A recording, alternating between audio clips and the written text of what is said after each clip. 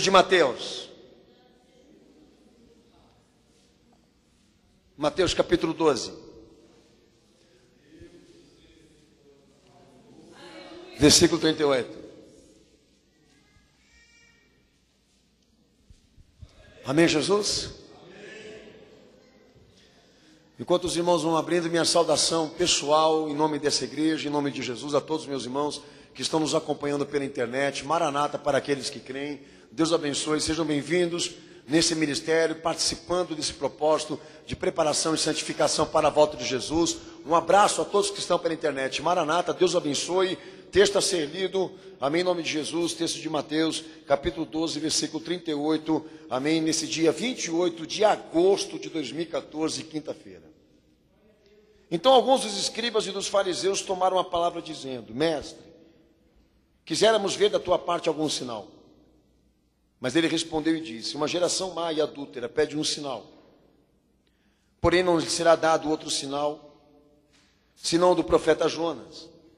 Pois como Jonas esteve 3 dias e 3 noites no ventre da baleia, assim estará o Filho do Homem 3 dias e 3 noites no seio da terra.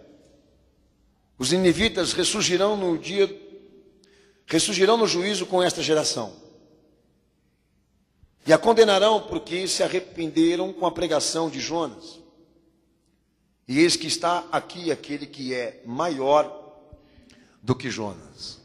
Amém, Jesus? Amém. Quem crê nesta palavra dá glória a Deus? Amém. Quem crê dá glória a Jesus? Amém. Pode se assentar, Deus abençoe toda a igreja.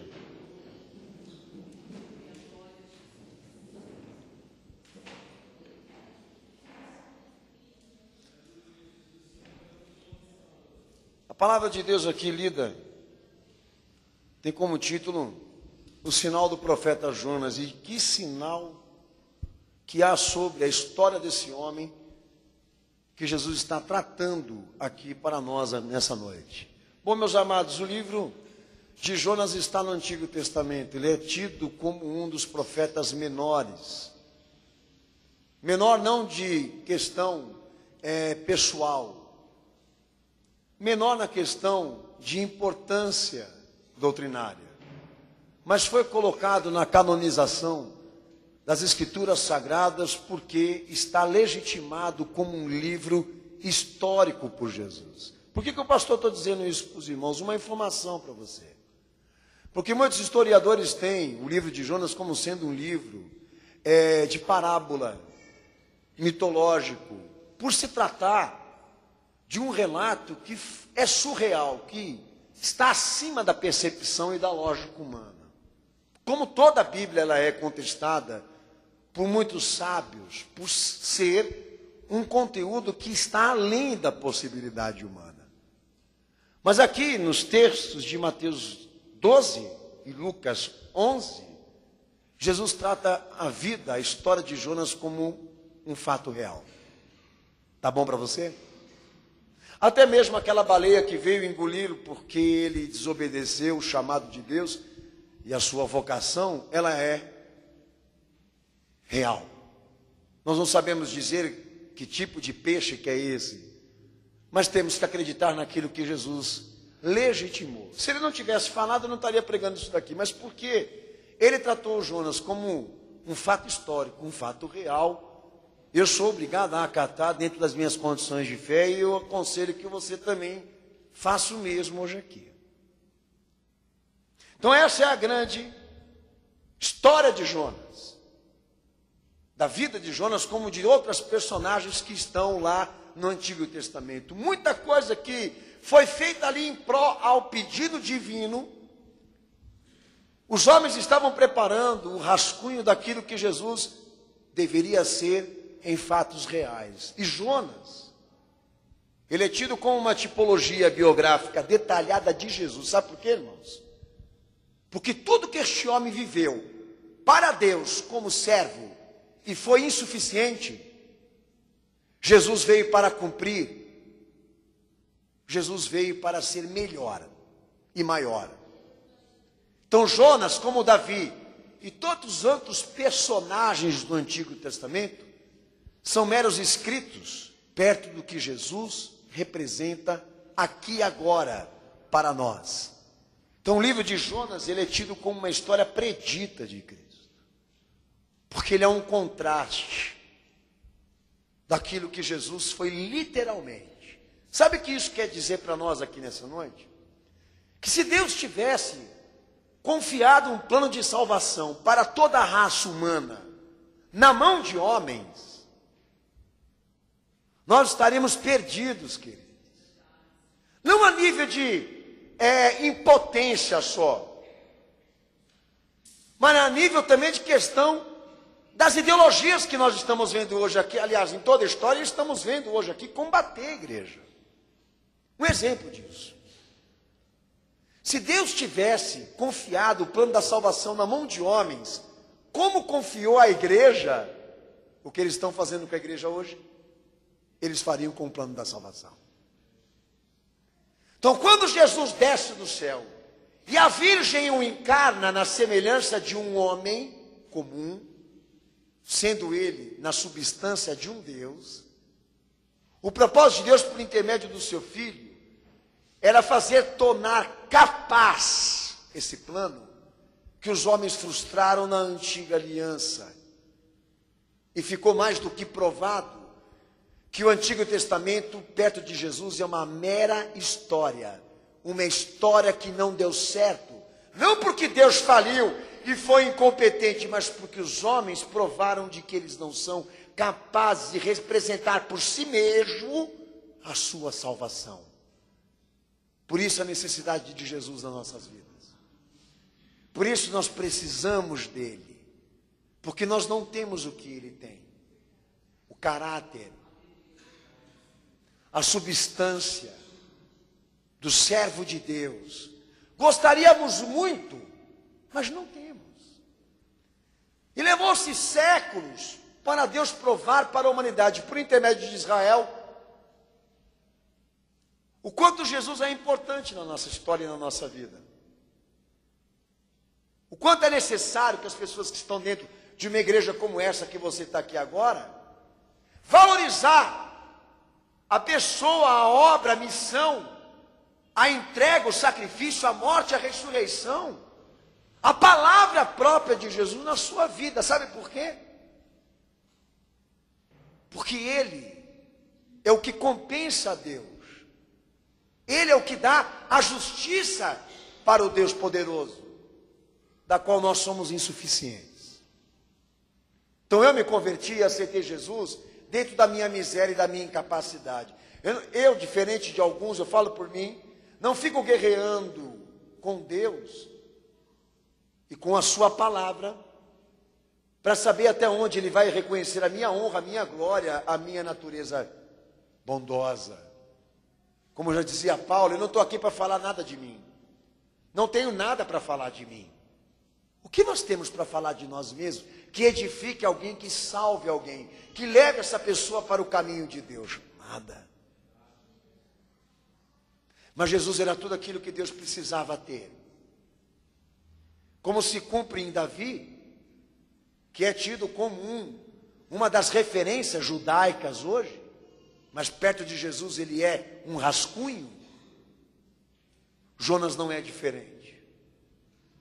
E pode se unir dentro do que Jesus falou e você leu comigo, que tudo aquilo que Jonas viveu dentro da relação com Deus, a nível ministerial, e não as cumpriu, por problemas pessoais, óbvio, ideológicos, óbvio. Jesus, na sua natureza divina, encarnada, veio para dar a Deus o que ele precisava.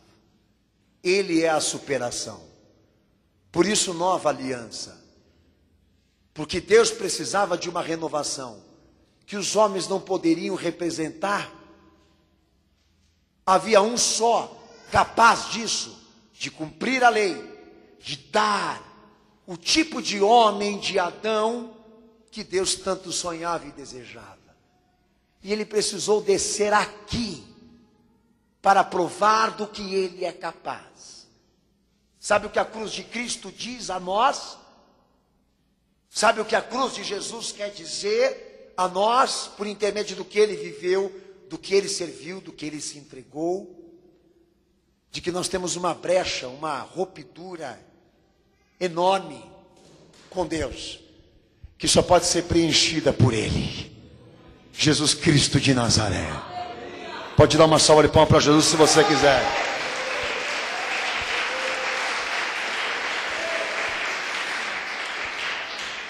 Então tem na história de Jonas uma predição do que Jesus seria, irmãos. Nós podemos respeitar que entre os dois há um contraste, que chega até a ser cômico. Porque os dois, parte humana, vieram de Nazaré. Os dois tinham uma comissão especial: salvar ou pregar salvação para que os homens fugissem da ira futura de Deus. João 3,16, Evangelho, conteúdo fundamental do Evangelho que Jesus pregou. Jonas também foi comissionado por isso. Os dois deveriam representar perfeitamente o cuidado de Deus, ou seja, serem obedientes ao extremo para que alguém se salvasse. Deus precisava de Jonas e da sua obediência, como precisou também do seu filho. Os dois deveriam se sacrificar pelo interesse de Deus. A tarefa deveria ser sucedida, independentemente se eles vivessem ou se eles morressem. Aquilo que Deus queria deveria ser realizado. O que Deus desejava deveria ser cumprido, ainda que o preço fosse a morte. Jonas também assumiu. Deus também o vocacionou. Então há um contraste entre o que Deus pediu a Jonas e o que Deus pediu para o seu filho. E Jesus, ele começa exatamente a determinar, a pregar, a falar sobre isso para aqueles que disseram: mestre, quiséramos ver da tua parte algum sinal. Ele olha para aqueles que o indagavam com esse desafio e disse eles: ao quê? O único sinal que vos será dado é o sinal de Jonas, o profeta que esteve na barriga do peixe, porque desobedeceu. Mas esse que está aqui, que é acima e maior do que Jonas, descerá no coração da terra, descerá no inferno, para fazer aquilo que Jonas não poderia fazer.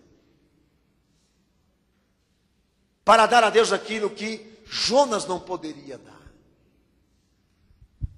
A base do que eu estou falando aqui é a base do Evangelho, querido amado irmão, aonde Deus passa a realizar-se por intermédio de tudo aquilo que o seu Filho realizaria e cumpriria entre os homens, a começar pela questão de oferecer-se, de se entregar, de ser sacrificado, de obedecer, de cumprir aquilo que Deus precisava, aquilo que Ele havia pedido, coisa que nós não poderíamos fazer por conta própria, se Deus não nos der a condição.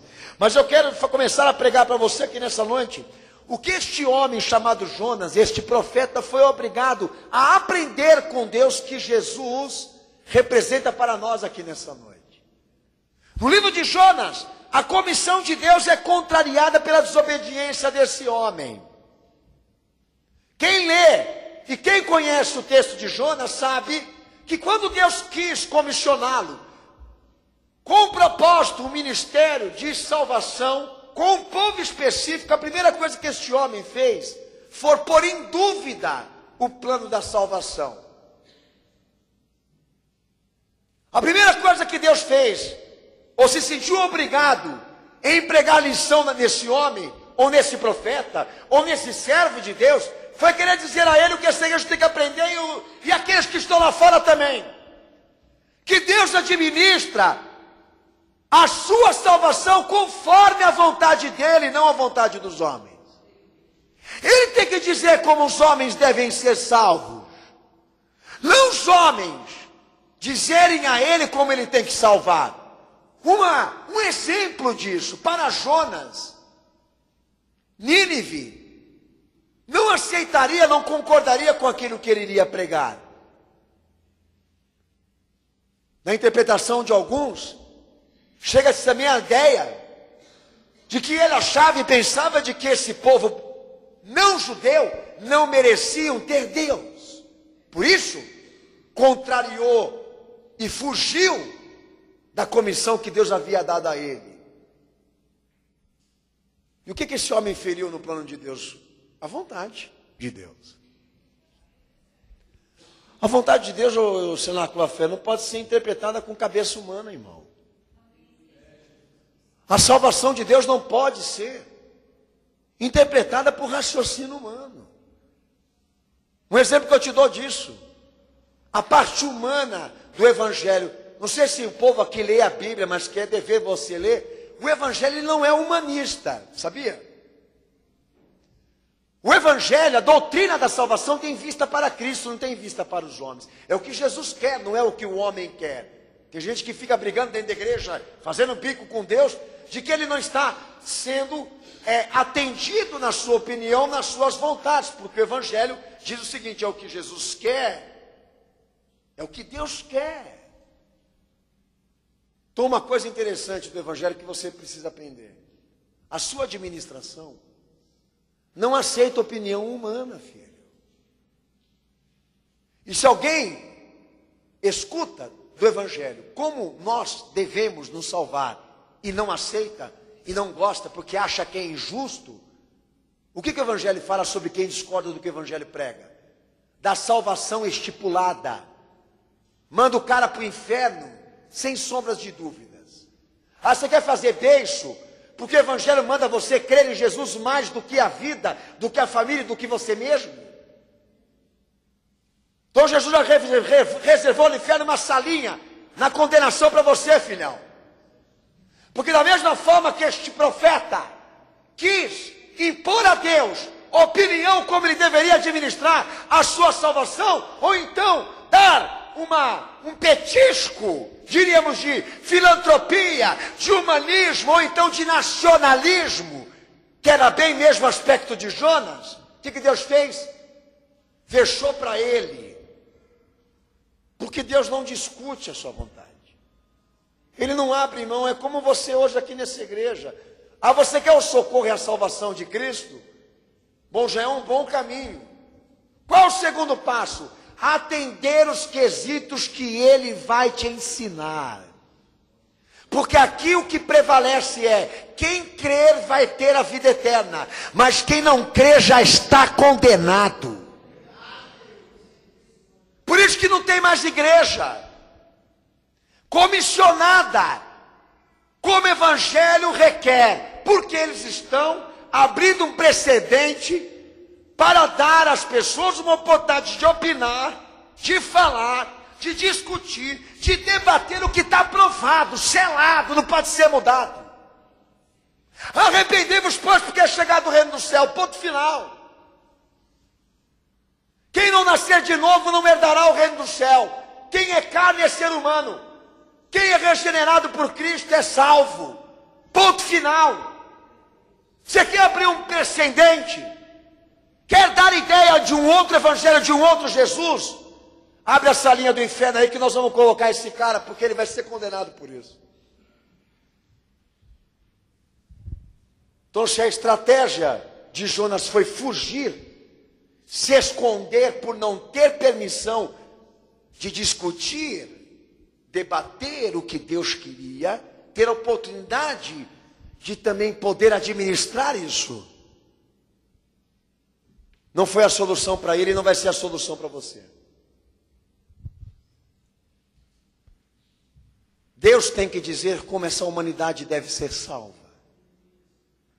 Ele tem que estabelecer as regras, ele tem que estabelecer o caminho, ele tem que determinar, é ele, compete a ele determinar quais são os meios da humanidade se salvar da ira futura que vai ser derramada sobre essa terra, como está nos registros sagrados.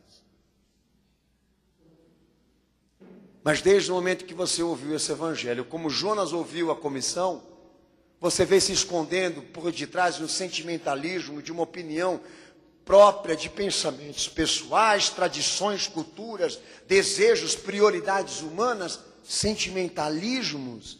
E você acha que Deus vai entender esse tipo de comportamento réprobo, desviado, insubordinado, descrente, incrédulo, dono de si mesmo? Pergunto para o Evangelho, qual é o fim desse cara aí? A condenação. Porque aqui prevalece a vontade de Deus.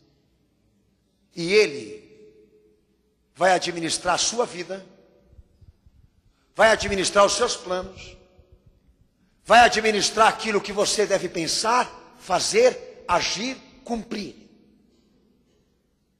Isso é Evangelho.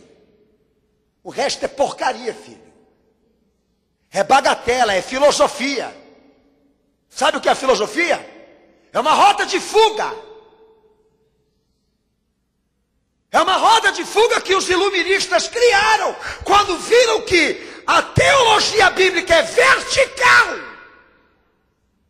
é intolerante. Quando os homens querem debater, ela não abre mão da vontade, dos desígnios, do caráter.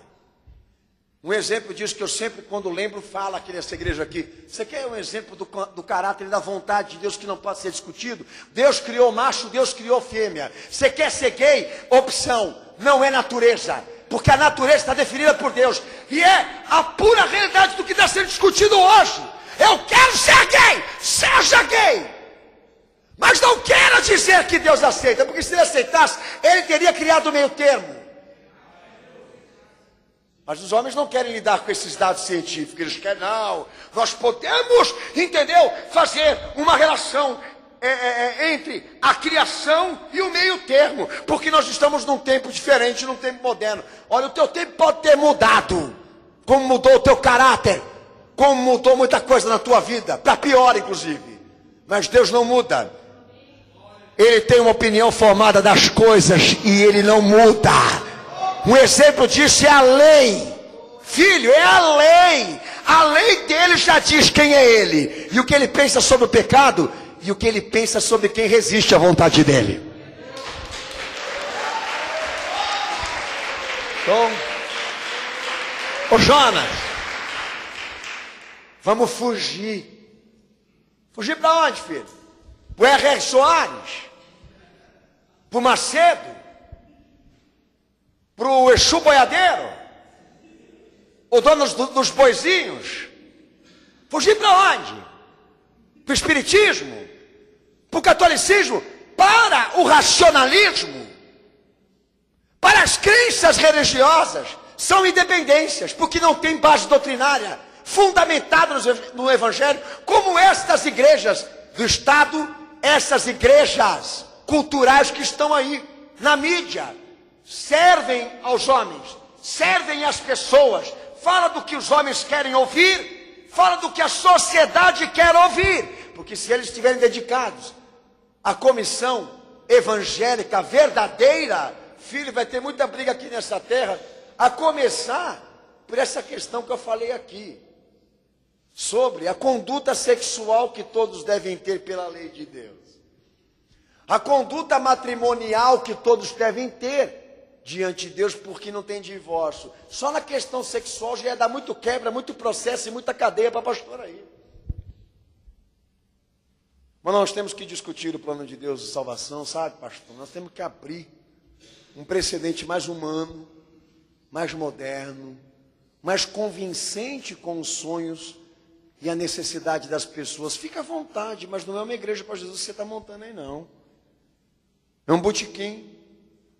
Um bordelzinho, onde todo mundo vai se autoprostituir ali, para obter o consolo que todos querem. Um Deus condizente com a sua opinião, com a sua formação. Porque a sociedade não quer ser regenerada e quebrada por Deus. Mas eu creio, espero em Cristo, que você seja diferente disso que eu estou falando aqui. Não seja um fugitivo da vontade de Deus. Não crie um esconderijo nas cavernas, no subsolo dessa terra, como os homens já estão fazendo, para não olhar para o rosto do Cordeiro que foi sacrificado pelo teu pecado, que foi morto pela tua salvação, que deu a vida para que você fosse salvo, o amasse e o obedecesse acima de todos. Essa é a grande questão de uma pessoa que entra para viver o plano de Deus. Não querer discutir, debater, mas cumprir. Um outro ponto que o pastor eu quero mencionar sobre o que Jesus superou. O que ele deu a Deus, que Jonas não cumpriu. Que fomos favorecidos aqui. O cuidado de Deus. E o fato de Deus liberar Jonas. Bom, Jonas, ele foi, desobedeceu, fugiu, se escondeu, entrou no barco, cai uma tempestade sobre aquela coisa chamada barco. Quem está lá dentro vê que a porcaria era Jonas, joga ele para o mar, o peixe vem, abocanha, leva ele para o estomacal, e lá no meio das coisas meio ruim, esse homem começa a proferir um salmo de oração. Pede socorro, pede ajuda, pede conserto, pede uma segunda chance. O cara faz de tudo. Deus concede e faz o peixe cuspir ele em terra. Quando Jonas cai em terra, Deus prova o seu cuidado e dá ao profeta uma chance para que ele recomece o processo.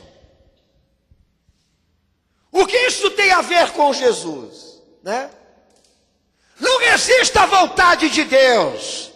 Ninguém pode resistir à vontade de Deus. Ô Jonas, cá. Filho, o que está impedindo você de cumprir o que eu estou te pedindo? Sabe, Senhor? Eu acho muito injusto Israel ser traído pelo Senhor. Traído? Traído, porque o Senhor está pedindo para mim servir uma causa de salvação por gente que não merece.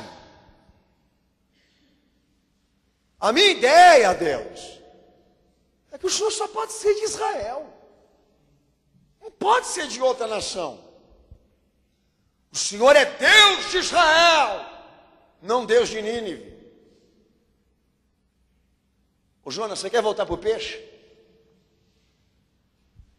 Vou quebrar uma coisa com você hoje aqui. Quando eu enviar o meu filho na terra, eu não vou enviá-lo para ser de uma nação. Vou enviar o meu filho para ser de quem quer crer.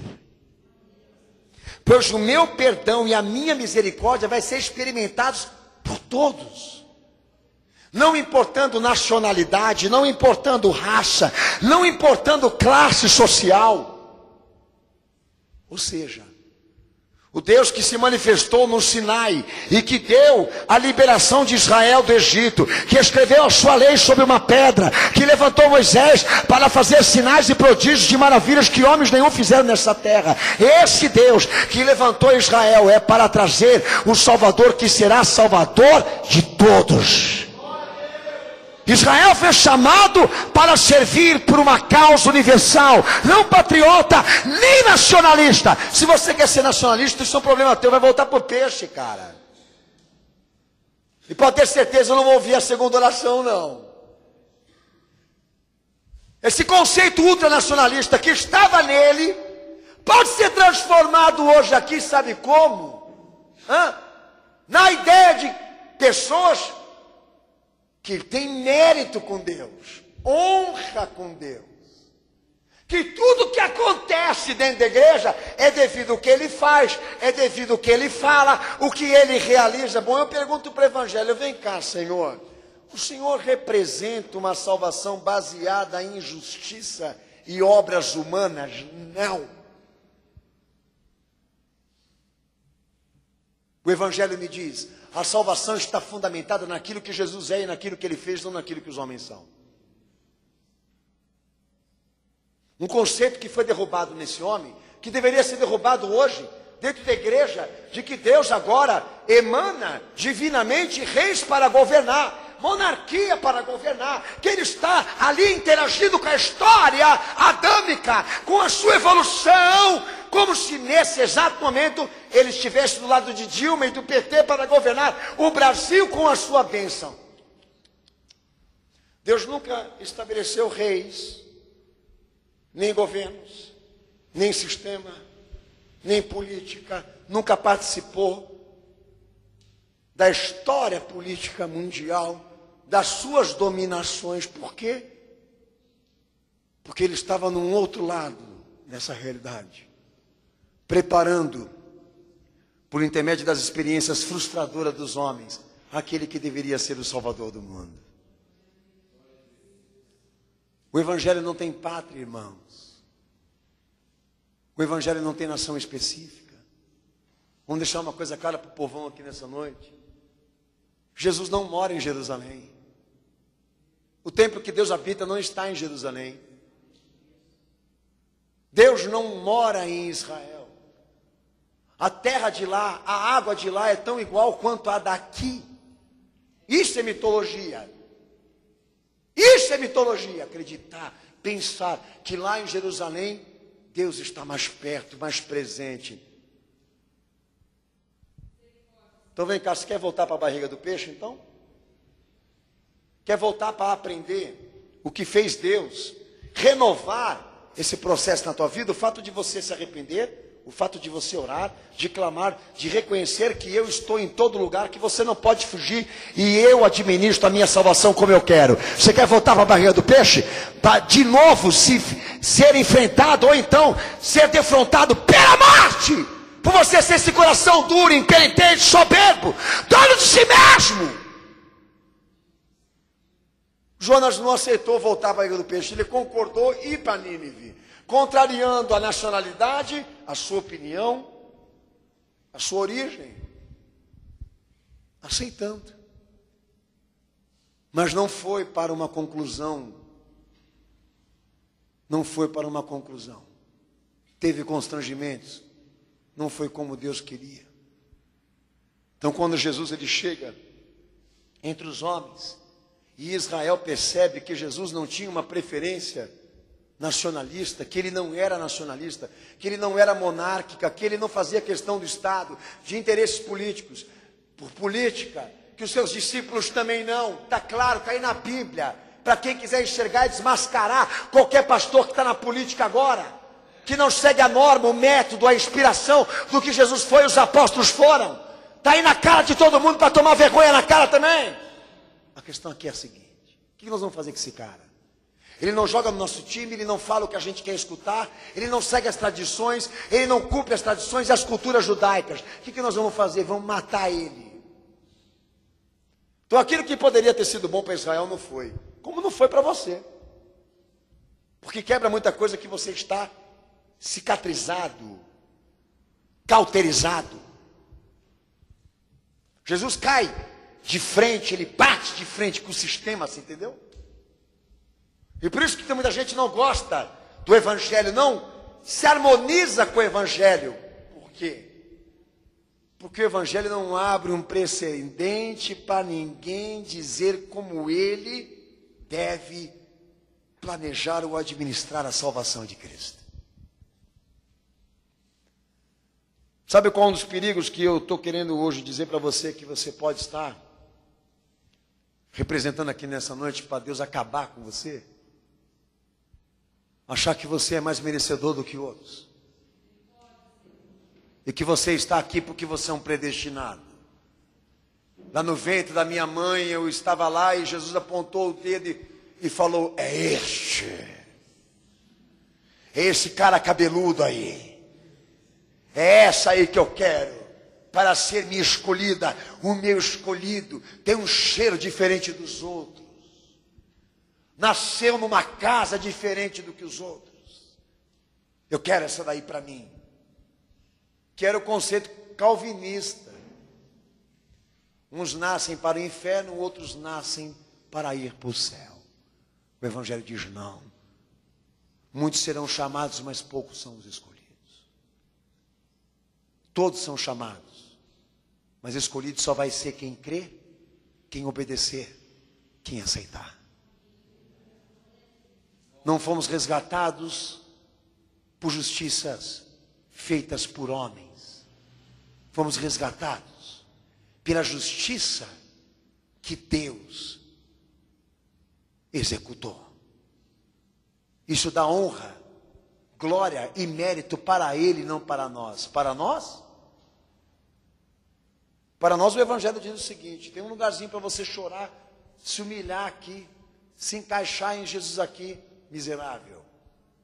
Porque os méritos são de Cristo, não são dos homens. Ele se compadece de quem Ele quer, Ele salva quem Ele quer, Ele toca em quem Ele quer, o domínio é dEle, Ele faz o que Ele quer fazer. E nós não estamos aqui para contestar. É como uma das coisas que já me perguntaram em aula de doutrinação: quem criou Deus? Deus não quis falar. E isso vai comprometer quem Ele é?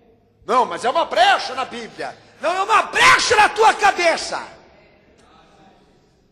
É uma brecha que está aí dentro de você, que não se enxergou diante da dimensão do que Deus criou. Você é uma formiguinha, filho.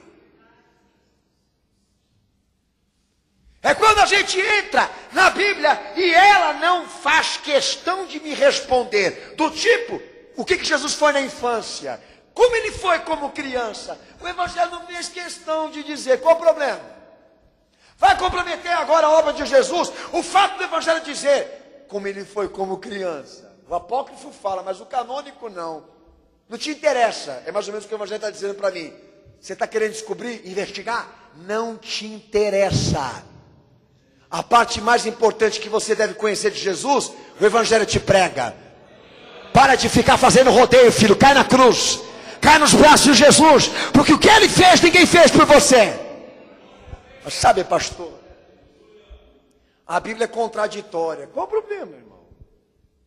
Sabe, pastor, porque os evangelhos foram escritos em tempos diferentes e lugar diferente. Eu acho que é meio duvidoso isso. Não tinha internet lá, filho. Não tinha telefone. Não tinha carro turbinado. Será que você não entende nas condições que o Evangelho foi escrito? Mas sabe, pastor, isso me traz dúvida. Não, eu vou falar qual que é a dúvida maior. É a ciência, que ela quer basear a vida em cima de pressuposto, em cima de ideias não confirmadas e substituir o que está confirmado por isso. Ah não, pelo amor de Deus, nós estamos chegando no fim da humanidade e os caras não descobriram ainda o começo dela. Sabe, Jesus ele se preocupou em dizer o seguinte: olha, eu vi o diabo cair do céu e ele e os que apoiaram ele como um trovão, como um raio. Mas vem cá, Senhor, eu estou meio duvidoso. Ai de glórias a Deus se eu tivesse do Senhor esse sinal. Qual sinal? Que o Senhor me desse a confirmação se os dinossauros existiram. Se o Senhor me desse uma confirmação de que esses animais pré-históricos existem. Faz o seguinte, vira o Indiana Jones. O Evangelho fala assim para mim: ah, você quer perder o tempo com isso? Você quer dar uma volta, né? No Simba Safari? No Direct Park? Não sei o nome da bagaça aí, entendeu? Jurassic Park. Você quer dar uma volta lá, uma viajada na antiguidade? Fica à vontade. O peixe vai passar por lá e vai te engolir. Porque a coisa mais importante que Deus te fez, que Deus realizou pelo teu benefício de salvação, você não está querendo levar em consideração. E está querendo exatamente fazer o quê? O que Jonas também fez. Contrariar o cuidado de Deus, a preocupação dele, que está relatada no nosso caso aqui. Pode dar uma salva de palmas para Jesus.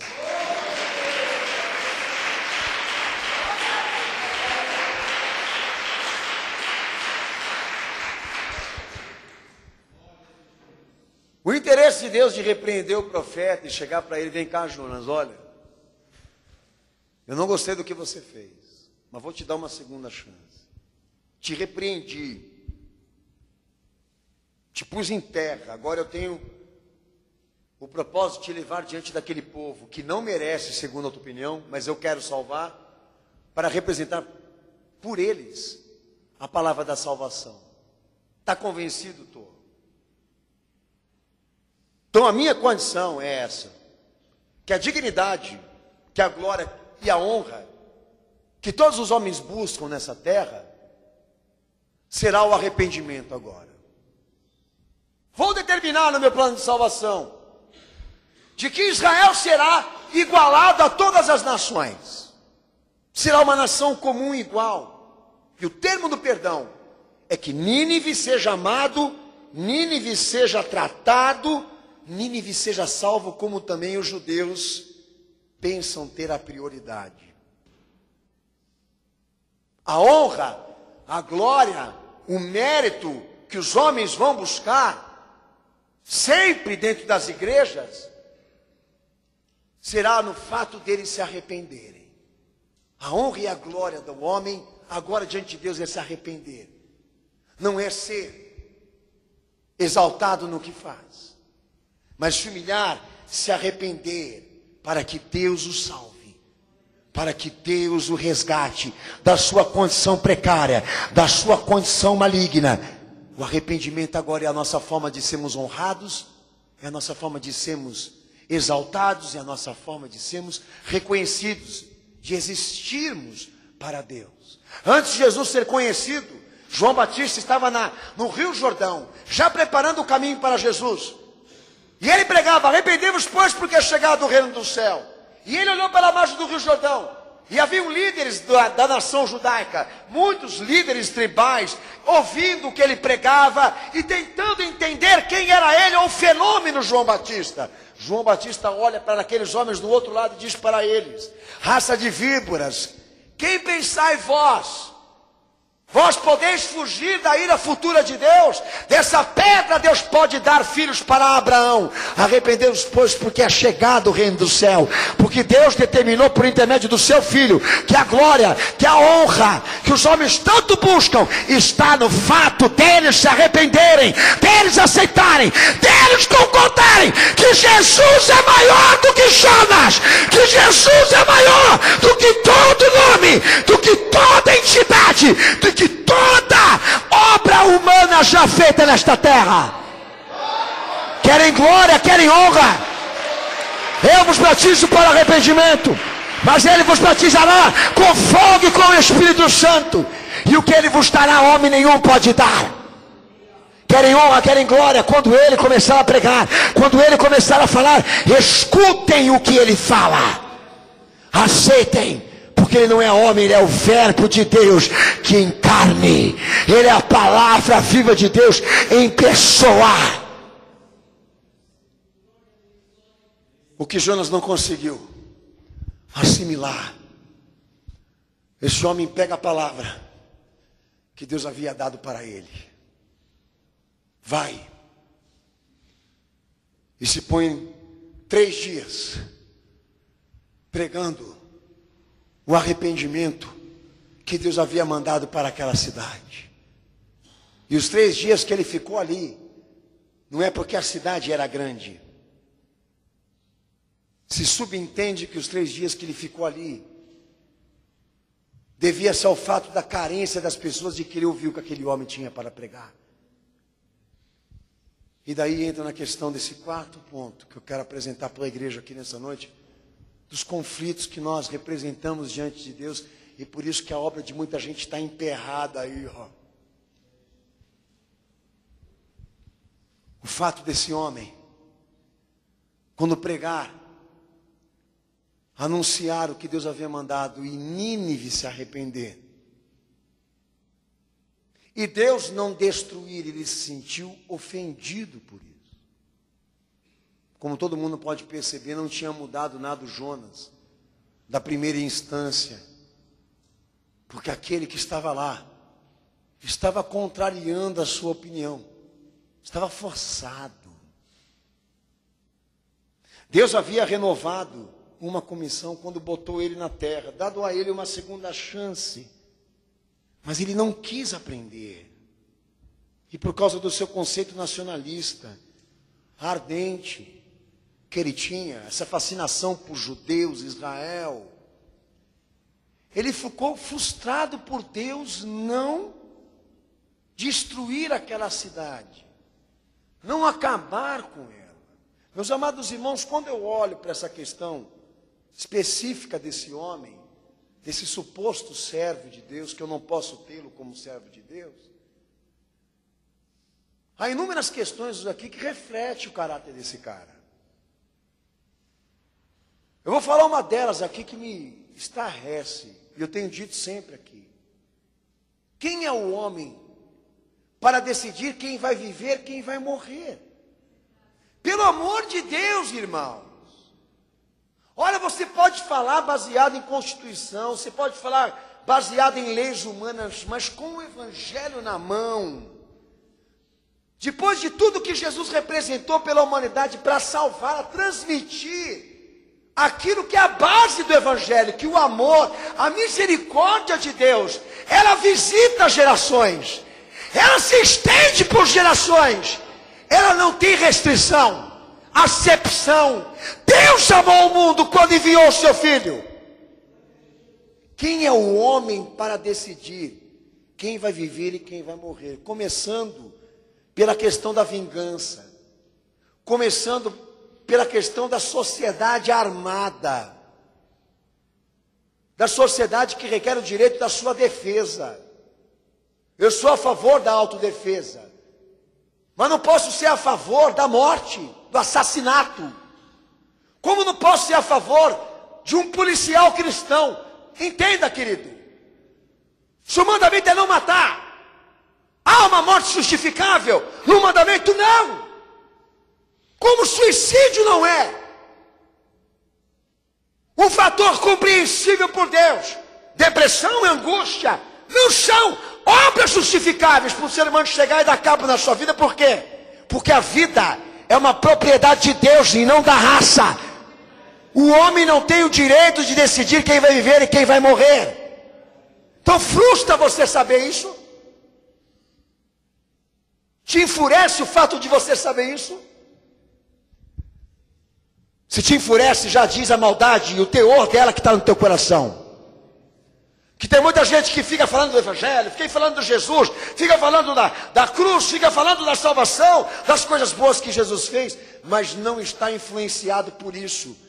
E guarda dentro de si um bicho, que qualquer coisa ou circunstância que o contrarie, ele se revela. Você pode ter certeza que tem muita gente dentro da igreja que apertaria o botão da pena da morte. Que se fizesse uma votação popular de quem é a favor, muita igreja concordaria e muito cristão concordaria. Eu estou falando com propriedade que eu vi isso dentro da minha família. Existem certos crimes que forem cometidos, o homem não merece viver. Quem tem que dizer isso é Deus, não você, rapaz. Se Deus tiver que matar quem não presta, vai matar todo mundo. Que nem fez com o dilúvio. O que você pensa que você é? Não, pastor, eu sou melhor do que aquele. Não, você não é melhor do que ninguém. E se o Evangelho é a palavra de Deus, há níveis de depravação, há níveis de imoralidade. Mas se tratando de pecado, de imundícia, de miséria, todos são iguais. Cai na realidade. O que fez aquele cara ir para o peixe, é o que está fazendo você ir para o buraco. O fato de nós queremos controlar a salvação, o pensamento da fé, queremos dizer a Deus o que é certo, o que é justo, nos fez cair hoje nesse buraco, sabia? Porque você está discutindo o plano da salvação de Deus desde o dia que você ouviu, filho. Então o fato do amor e da misericórdia de Deus se estender para todos, e Ele amar a todos, e igualar Israel como as outras nações, não dar mérito, honra a homens, te ofende, te diminui. Saber que você entrou no Evangelho com Cristo para zerar, começar do zero, porque regeneração impede que qualquer um aqui traga qualidades em si mesmo para empenhar a vida cristã. Ah, você não aceita, você não acha justo. Você quer trazer qualidades de mamãe, de papai, influência genética. Ah, é? Te ofende o Evangelho, é? Vai para a barriga do peixe, então, vai lá. Volta para lá até você aprender. Essa comissão renovada que Deus tentou com Jonas, não vingou. E a missão evangelística que Israel deveria estar cumprindo, hoje a igreja cumpre no lugar dela. Os gentios cumprem no lugar dela. Porque aqueles que achavam que mereciam o primeiro assento, não quiseram aprender que a honra, que a glória que Deus dá aos homens é o arrependimento. É fazê-lo eles serem miseráveis. Então a igreja passou a ser a comissão renovada de Deus, aqueles que devem ser responsáveis pela proclamação do Evangelho de Cristo, devem também entender que um pecador arrependido vale mais do que 99 homens justos, vale mais do que qualquer santo, ou aquele que pensa ser justo. Mas nós não queremos entender isso, pastor. A justiça de Deus passa a ser injusta, defamatória, desproporcional. Nós não merecemos sentar na cadeira daqueles que não merecem. Nós precisamos ser honrados pela história que nós temos. Então, está lá, Israel hoje, até hoje, pegando a pedra e cortando o prepúcio do filho, e achando que a circuncisão, conforme a lei, lhe dá um direito melhor e maior do que aqueles que são gentios. Gente estúpida. Acreditar que certos rituais vão dar a eles méritos com Deus. Tem muita ritualidade dentro da religião, rapaz. Isso não quer dizer nada. Tem muita pregação moral sendo feita em muita religião por aí. Qual a diferença do cristianismo com as outras religiões? O fato de Jesus ser o substituto da tua condenação. O fato de ele dar a Deus o que Jonas não deu, o que nós não demos, o que nós não podemos dar. E se a igreja quiser pregar o evangelho, ela vai ser obrigada a aprender, a aceitar aquilo que está determinado no evangelho, que Israel não concordou. O arrependimento vale mais do que a justiça dos homens. Lucas 15, 7, lê bem alto. Concordando com Mateus 12 que você leu. Lê bem alto, cenáculo. Em nome de Jesus. Sabe, pastor, nós temos 99 homens aqui, condecorados, reconhecidos, formados, teólogos, mestres, de uma geração evangélica, são descendentes de servos de Deus. Os seus pais foram pregadores, os seus bisavós foram pregadores, todo mundo foi pregador nessa família aí. E os caras ficam contando historinha, e conta historinha para ficar desclassificando e diminuindo quem está chegando agora. Porque eu tenho pessoas que estão congregando aqui na minha igreja, que o pai foi bandido, a mãe foi prostituta, ninguém da família dele foi justo, ninguém da família dele foi cristão. Mas ele não, ele está com uma história aí enorme. O avô dele foi João Batista. Entendeu? Foi o João do João, do João, do João, do João, do João. E ele entra aqui viajando, achando que ele vai chegar no céu primeiro por causa dessa parte hereditária. Que ele está aí se vangloriando. Olha o que Jesus fala aí. Lucas 15, 7.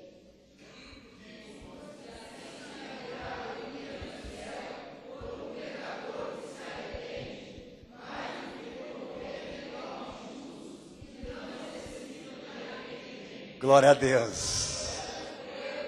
Por parte da onde sai a alegria, por parte de quem se arrepende. É a mesma coisa que a parábola do filho pródigo. Quando o filho vê o pai recebendo o fugitivo, aquele que gastou toda a herança, que fez um monte de porcaria, o filho que ficou, que foi honroso, que foi fiel a ele, nunca fez nada contra o pai, disse assim: eu que fiquei com o senhor aqui, o senhor nunca matou nenhum novilho para me festejar. Agora esse cara chega todo emporcalhado, imundo, traidor da família, e o senhor o recebe, põe um anel na mão dele, põe uma roupa nova e gasta mais dinheiro dando festa para celebrar a chegada dele, pai. Aí o pai olha para a cara dele e diz assim: eu nunca tive motivo para festejar por você, porque você sempre teve aqui. Mas por ele eu tenho motivos de festejar, porque ele estava perdido e foi encontrado de novo. Escutei o meu Senhor falar que haviam 100 ovelhinhas e uma se perdeu e ele deixou as 99 para ir em busca daquela que estava perdida. Não é? Então quer dizer que o evangelho não tem o teor da justiça que nós esperamos, né, irmãos? Por quê? Porque ele não é muito apto não a ficar promovendo coisa que as pessoas fazem, viu? Ficar botando ênfase de glória, Ave César. Nossa, como que ele é macho. Como que ele é corajoso. Olha, o que ele foi capaz de fazer, de construir, de erguer. Nossa, o evangelho não faz isso. Não dá glória para homem, não dá glória para profeta não, lindão. Você quer aparecer, vai cair. O evangelho me diz: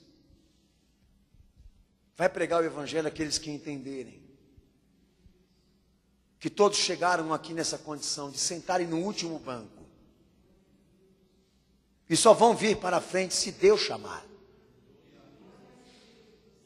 porque o chamado é condizente com a fé, não com a natureza. Então por isso foi determinado pelo evangelho que o arrependimento de um pecador vale mais do que 99 justos. É como um bandido da cruz. Está lá o Filho de Deus crucificado entre dois, que não prestam.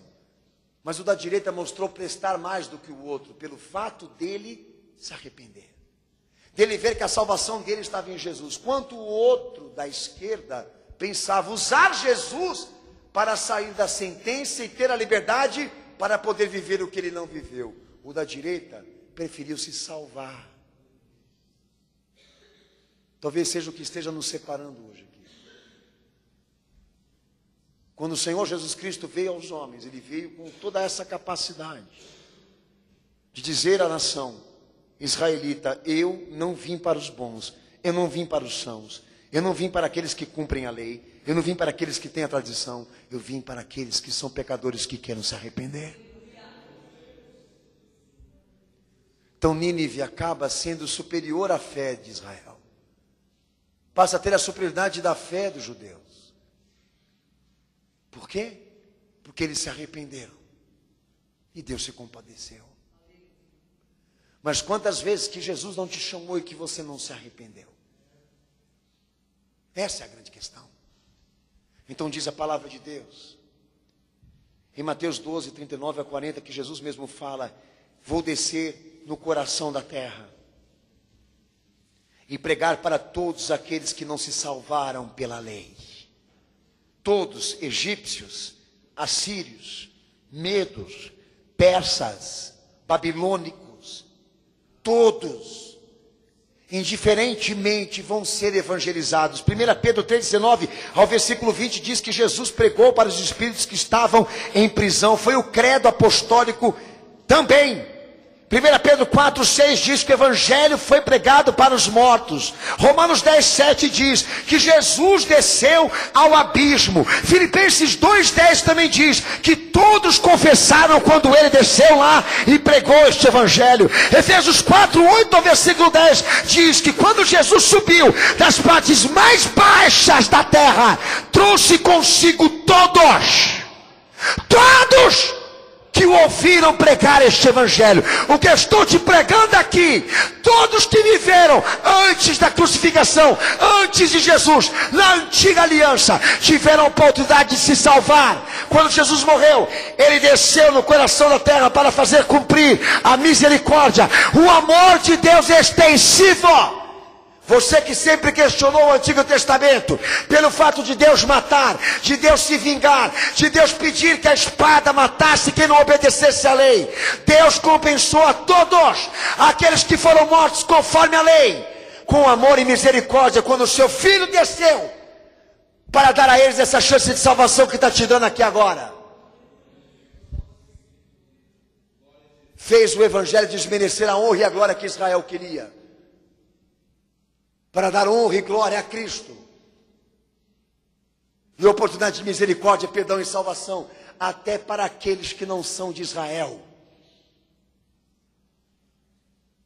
Por isso não pode haver a dúvida, porque o pano de fundo dessa mensagem é que a misericórdia e o amor de Deus não teve limites, nem na história, porque todos que viveram depois de Adão foram evangelizados como nós estamos sendo nessa geração. E ninguém ficou de fora do chamado cristão, porque Jesus esteve lá antes de subir. E quando subiu, levou todos, porque todos crerão. Mas uma diferença entre eles e nós, que eles não tinham opções. Aceitar Jesus no inferno fica fácil.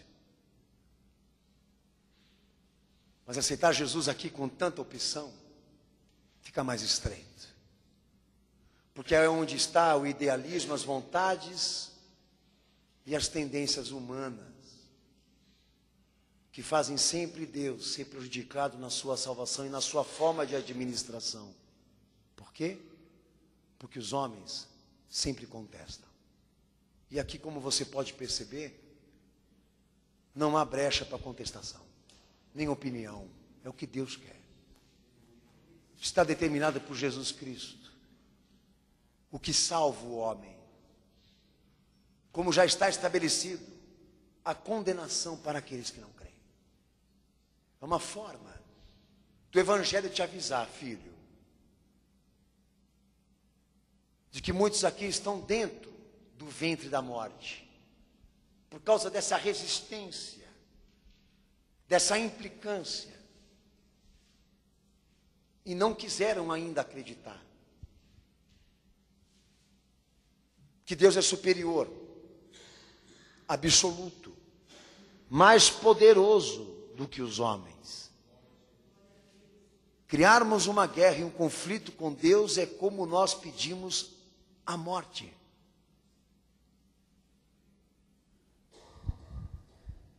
Dizermos aqui nessa noite que o perdão e a misericórdia têm categorias é desmerecer o que Jesus sofreu na cruz. É desmoralizar o que ele padeceu, o que ele sofreu, o que ele representou. É quando eu olho para a menina que matou seus pais com marteladas e pauladas na cabeça. E quando ela pede para a justiça uma chance, a sociedade diz para ela, ela não pode conviver com a sociedade porque ela é uma psicopata, uma maníaca. A lei pode dizer isso, mas um cristão, um crente, nunca, jamais. Porque essa é a vontade de Deus, que todos sejam amados, evangelizados, acolhidos, independentemente se eles vão crer ou não, se eles vão aceitar ou não. Não estabeleça categorias para o evangelho, filho, não desmereça o que Jesus representou por todos, pelo amor de Deus. Muda esse conceito que está aí no teu coração, até pela questão de você pensar que não tem perdão para você. Por que Jesus não perdoaria você? Qual o pecado que você cometeu que não poderia ser perdoado por Jesus? O fato não é o pecado que você fez, o nível que você desceu. A questão é a tua incredulidade, de você achar que Jesus não tem autoridade para te absolver. Essa é a questão. Nos faz o quê? Geração adúltera, geração má, que me pede um sinal, e o único sinal que vos será dado é Jesus pregando para os espíritos que estavam em prisão, e deixando claro que a misericórdia e o perdão de Deus se estendeu em toda a história humana, e a glória e a honra que Deus determinou aos homens nessa salvação é o fato deles se arrependerem e aceitarem Jesus, não de serem justos homens. Fica a teu critério hoje aqui nessa noite. Dizer aonde você se encaixa nessa pregação. O nível da tua especulação. O tamanho da tua rachadura, amigo. Essas coisas que você anda falando por aí, transmitindo para a sociedade lá fora, que envergonha Jesus. Você não tem vergonha, não? E ainda fala que Jesus ensina isso. Aonde? É tão contraditório. Aqueles que querem definir quem vai viver e quem vai morrer como se fossem deuses. Dar categorias para o plano da salvação, como também aqueles que colocam Jesus dentro da política. E acham que Deus tem uma pátria. Agora Deus é brasileiro. Se Deus fosse brasileiro, eu não seria dele. Porque ele não é de pátria nenhuma. E o seu reino não é daqui. Eu quero ele. Porque cheguei na seguinte convicção. Ele não falha. Ele não erra. Ele não engana como os homens. Ele tem mais prazer de salvar do que condenar. Ele deu prova disso. A espada manchada de sangue de Davi não é a espada dele. A espada dele é a palavra. Não é a morte. O mal não se paga com o mal. O pecado não se soluciona com a morte. O pecado e o pecador se soluciona quando eles abrem o coração para receber o Salvador do mundo, o Salvador de Deus, e assumir que Ele tem uma parte que nós não temos, que Ele é feito de algo que nós não somos feitos. Por isso que Ele veio, para dar a Deus o que Ele precisava e preencher esse buraco que está dentro de nós aqui, que sempre quis preencher com o nome de um justo, mas que agora foi arrancado por Cristo, para que seja substituído pelo nome de um miserável. Porque somente os miseráveis vão precisar dele. O justo não. Por isso eu não vejo uma igreja evangelizadora se ela não compreender e entender o poder de Cristo e a sua extensão. E sabe qual é o poder de Cristo e a extensão dele? Nesse culto hoje aqui, que ele te trouxe mesmo você contrariado. Mesmo você contrariado, você consegue vir no cenáculo. Você sai da igreja resmungando. Mas lá na semana que vem, você fala, hoje eu vou lá. Você não entende esse fenômeno, mas eu entendo. A misericórdia e o amor de Deus se estende. É mais longânima quando Ele ama do que quando Ele quer destruir. Ele só destrói quando não tem mais chance. E Ele já disse, quando o Evangelho for pregado no mundo todo, aí vai vir a destruição. Porque primeiro Deus quer salvar, quer que o homem conheça a salvação. Depois, a destruição. Para aqueles que não creram. Ô Jonas, vai ficar na barriga do peixe ou vai vir para fora? Para entender e compreender a linguagem de Deus, os seus propósitos, para entender que perto de Jesus, nós somos simples folhas secas e ramos quebrados. Ele é a videira, nós somos os ramos. Quem está nele tem a vida, quem não está nele já está condenado. Abaixa a tua cabeça.